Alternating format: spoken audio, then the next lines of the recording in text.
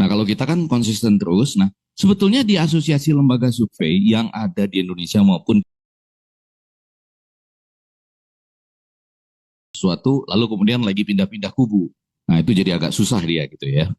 Nah, kalau kita kan konsisten terus, nah sebetulnya di asosiasi lembaga survei yang ada di Indonesia maupun di dunia, berlaku 3 prinsip itu loh. Prinsip yang pertama, harus menyebutkan sedang bekerja sama, ya, atau dibayar oleh siapa. Itu disebutkan. Yang kedua, kalau Anda publikasikan raw materialnya, raw datanya, itu karena Anda publikasikan, itu suatu saat bisa diminta untuk dilihatkan. Sama yang ketiga, bahkan pajaknya. Pajak, ya. Karena itu saya nggak tahu ya, saya sudah mulai nggak mengajar komunikasi politik, Baiklah ya. Saya suka membayangkan, apakah membuat survei, ini karena minggu tenang, jadi kayaknya harus tenang. Apakah membuat survei, lalu mengumumkan itu adalah hobi? Itu saya lagi nanya-nanya.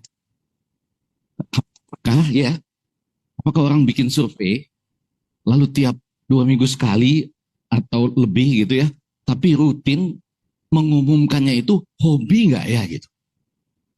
Ya kan, karena yang pertama dibayar sendiri, nggak diumumkan sedang bekerja sama dengan siapa, lalu dengan gembira terus-menerus menyampaikannya gitu ya.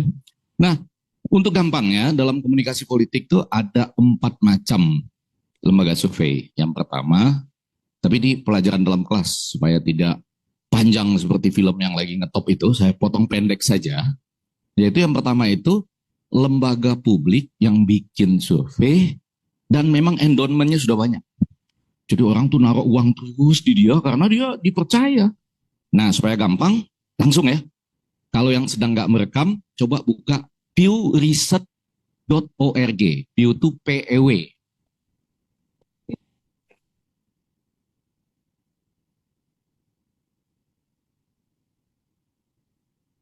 Nah, seperti ini. pewresearch.org. Coba buka. Gitu ya. Ini di Amerika, lembaga publik yang melakukan riset, termasuk elections dan lain-lain itu, karena dia memang endorsementnya sudah banyak. Jadi orang terus-menerus percaya, makin naruh uang lagi buat ke depan selanjutnya. Itu Pew Research Center. Coba pewresearch.org. Lalu ada yang sangat komersial. Dia bikin sendiri, ya. Anda tinggal beli satu item boleh, langganan bulanan boleh, langganan tahunan boleh. Contohnya Rasmussen Report. Cari lagi, rasmussenreports.com. Jadi ini tinggal langganan nih, bisa langganan. Mau tahu tentang approval rate saja, atau mau tahu tentang survei ekonomi saja gitu ya, itu bisa.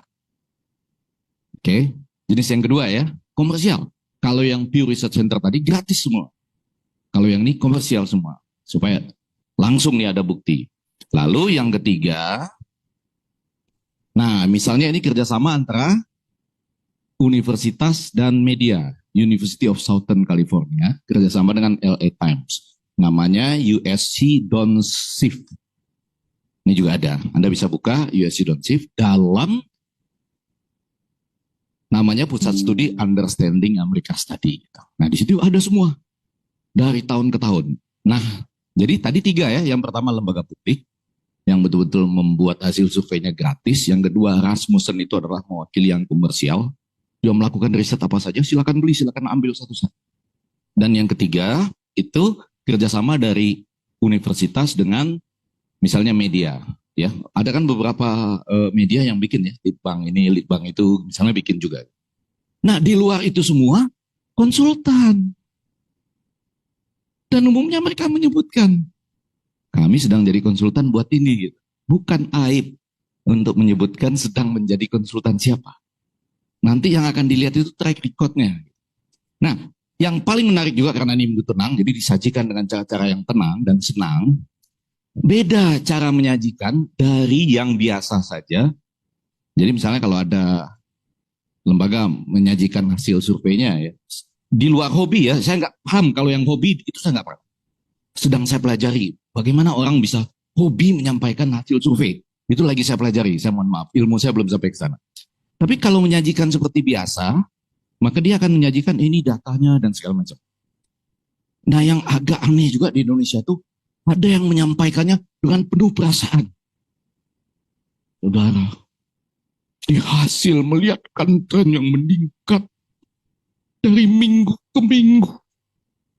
Belum pernah loh saya lihat lembaga survei menyajikan presentasi dengan penuh perasaan. Jadi kalau Anda lihat trennya meningkat sekali dari angka begini sampai begini sampai begini. Ini agak anomali bagi saya. Nah di situ barangkali anomali.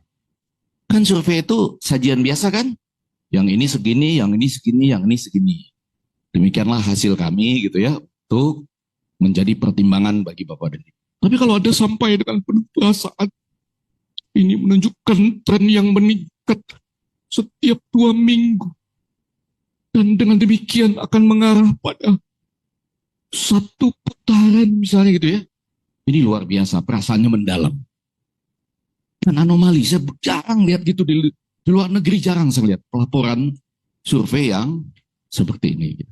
Itu satu. Nanti sebelum nyambung ke bagian yang lain ya, yang Bapak dan Ibu. Tentu paling gampang menjawabnya adalah, ya bisa 1 dan bisa 2 putaran, gitu ya. Itu yang paling gampang jawabnya. Kalau ditanya Effendi Ghazali, saya bilang bisa 1, bisa 2 putaran. Itu paling benar. Jawaban mungkin itu yang paling benar, Prof. Kalau ditanya, mungkin. Tidak mungkin pun mungkin kan. Ya, tidak mungkin pun mungkin. Jadi, yang tapi ambillah salah satu contoh yang menarik ya. Salah satunya saya ambil, nanti Bapak dan Ibu lihat sendiri. Saya kebetulan, saya hadir di 2 kampanye akbar terakhir. Satu di JIS, waktu ada 01 itu, terus saya lari-lari berusaha ke bandara, sampai di 03 di Simpang 5. Ada teman saya yang lain yang lihat 02. 02 luar biasa lah, udah tahu ya. Itu megah sekali semua yang lain. Nah, dari 01 dan 03 itu saya ingin membuktikan kurang lebih begini. Ada dialog langsung di sebuah stasiun televisi dengan salah satu teman yang hasil surveinya mengatakan begini. 51,7 kan nggak boleh nih ya, kita cuma hanya boleh bilang buat 1 kandidat. Tetapi 2 kandidat lain, saya lihat dari hasil surveinya, kalau digabungkan angkanya 48,3. Dengan kurang lebih yang belum membuat keputusan mungkin sekitar 51,7 tambah 48,3 itu berarti sekitar berapa sisanya? 4,5 atau 5,5 sisanya? 5,5% sisanya, oke ya. Nah, saya mengatakan pada waktu itu, kalau saja ada pergeseran 1,71, pelan-pelan ini ya, pelan-pelan. Yang 1 sudah 51,7, Bapak dan Ibu yang ada di rumah nih. Kemudian 2 yang lain kalau digabungkan 48,3, maka saya mengatakan kalau saja ada pergeseran 1,71,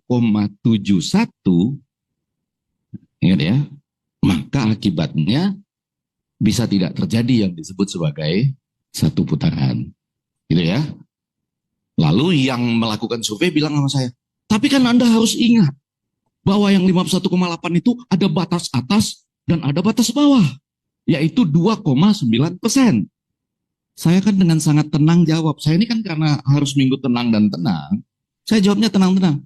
Yang 48,3 kan juga ada batas atas dan batas bawahnya dong. Masa Anda cuma menekankan batas, ini pelan-pelan loh, statistik loh, ini statistik loh. Ya. Bukan cuma bukan reasoning with statistik, juga bisa juga how to lie with statistik. Lebih gitu ya. Saya cuma mengasih tahu bahwa kalau Anda menekankan yang 51,7 ini ke batas atas dan batas bawah, saya dengan pelan-pelan juga bilang bahwa yang 48,3 ini yang cuma butuh 1,71 itu kan ada batas atas dan batas bawahnya juga. Dari selisih margin of error 2,9.